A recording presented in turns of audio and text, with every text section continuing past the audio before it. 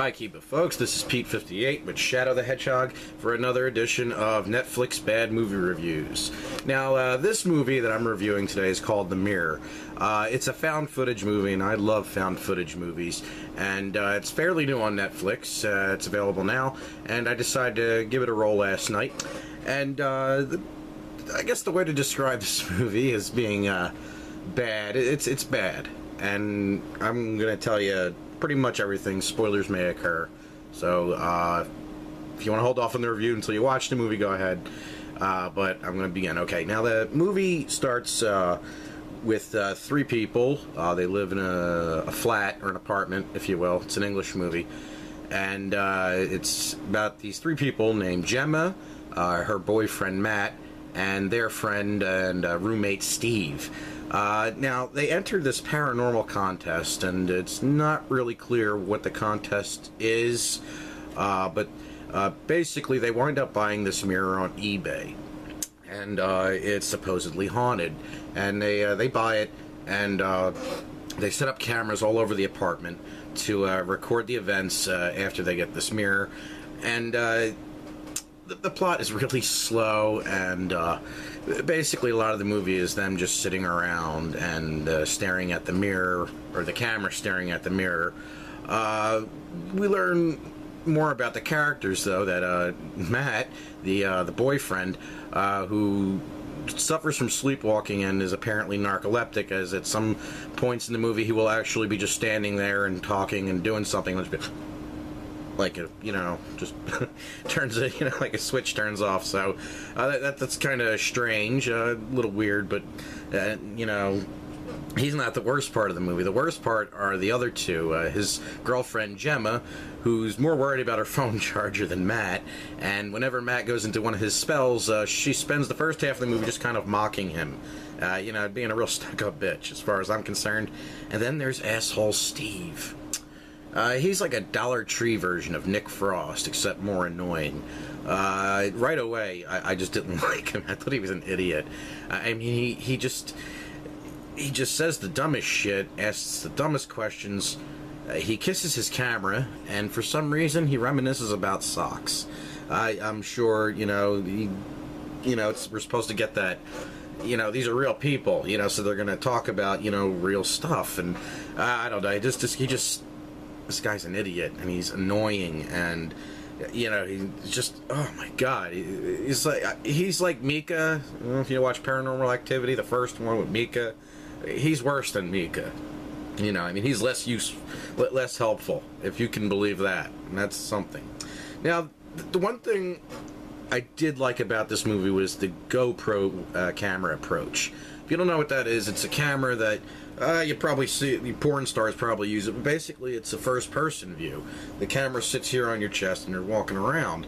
There's a couple of really creepy scenes of Matt sleepwalking with this camera on, but one scene gets ruined when he starts chasing somebody with a knife, and he gets maced, and it's, his screaming is kind of funny. At least to me. I mean, he was like, "Argh!" But he got maced. Now, other than that, those scenes are pretty creepy. It's very quiet and it's dark, and he's usually just creeping around the apartment, and he goes outside a few times, and that's the only thing I liked about the movie was the GoPro scenes. It was a very unique approach. I've seen a lot of found footage movies that I thought were good and bad, and not a lot of them used this kind of GoPro approach with it. I liked it. I thought that was actually genuinely creepy. Now the problem with the movie is that all these weird things are happening. The roommates sort of suspect it, but they're not really worried. They don't see the GoPro footage because Matt keeps hiding it. He's aware of what's happening apparently, and I guess he doesn't hide it very well, but his girlfriend and their flatmate Steve don't really get worried about him until he chops up some vegetables in a little less than neat manner, and I really mean that. It's not sarcasm. He just kind of chops it and just as if he was having a bad day, and that's what got them worried. Not him having dirty feet or his fucking getting maced in the eyes. It was the chopping of the the vegetables. That's when they actually start to begin to worry. Now, the situation eventually does get worse despite how slow it is. And this movie clocks in under 90 minutes, so it's not like, you know, a real effort to watch it. You know, it's quick, but it feels longer, you know. But anyway, it gets worse. Matt actually goes blind. His eyes go red, and they don't call a doctor or take him to the hospital. And then that night, or the next day, he disappears. And I'm not talking for a couple hours, I'm talking for about almost a week. Like, for days, he's gone, and no attempts are made to look for him. They don't call his family or friends. They don't call the cops.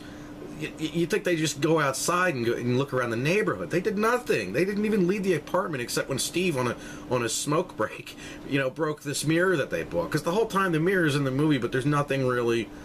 It's not really paranormal. It's just him being kind of, like, really being creepy and fucking like, you know, like a serial killer kind of thing. You know, there's no real paranormal thing. You don't see a ghost, really. Unless you do, and I've seen it. I only watched the movie once. Maybe there's like a face somewhere you don't see unless you're paying attention. But yeah, I didn't see anything remotely weird until the very, very end, when you see some kind of paranormal stuff, but you know, can easily be explained even in, you know, in the movie world, because this idiot Steve, he holds onto the camera, you know, non-stop, and you know, he's just it's so clunky, especially towards the end. He just, you know, he hears a noise, there's somebody standing in front of him, but he turns around for like 5 seconds and then turns back, and the person standing there disappears, and he's confused because he's an idiot and he's an asshole, you know. Here's a spoiler: he's gonna get stabbed in the gut, and he's still fucking annoying, you know. I was, you know, still annoyed by him. He couldn't just die, you know. He just knife in the gut and he still lived, you know. For anyway, if you decide to watch it, go ahead.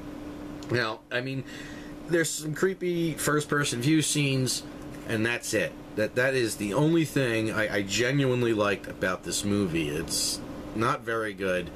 You know, it's like a cross between the Blair Witch Project and Paranormal Activity, but you know, in the Blair Witch movies, you know, they were stuck in the woods, you know, in their situation. They wanted to get out, but they really couldn't. That's not how this movie works. They're in an apartment, you know. It's the cusp of the 21st century, you know. They have smartphones and internet and, you know, a front door that goes outside, you know. I mean, they could have left, but, you know, I mean, despite the fact that their friend Matt, you know, who's been sleepwalking and with a knife in his hand, because, you know, he'd been doing that through the movie, and that didn't worry them. They just thought it was weird.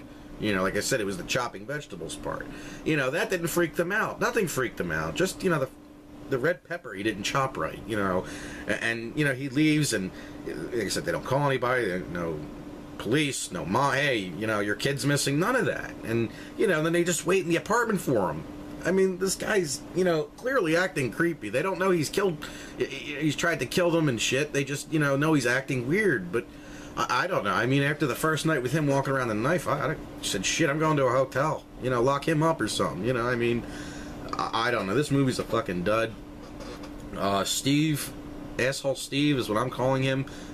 England's version or answer to Mika from Paranormal Activity is Steve. He's an annoying fuck. You know, like I said, he gets stabbed and oh my god, he's still annoying. Most annoying character in almost any movie, I think. Yeah, if you want a good found footage movie that's fairly new that you probably haven't seen, is Area 51. It was executive produced, I believe, by the guys from Paranormal Activity. Or they either executive produced it or directed or something, but that's actually a lot better movie. If you want to see a found footage movie, watch Area 51. That's also available on Netflix, as well as this movie, The Mirror, which is a complete fucking dud as far as found footage movies goes. I didn't like it. Shadow, did you like it? Fuck no. Yeah, I mean, you know, if you want to watch it, go ahead. You know, it's a bad movie review. I'm trying to, you know, maybe spare you the trouble of having to worry about, you know, watching a movie that you never seen before, and it's supposed to be scary, but there's 1 star on it, you know, on the Netflix thing. You know, sometimes Netflix knows what they're talking about with these movies. You know, if there's 1 star, it's probably for a good reason.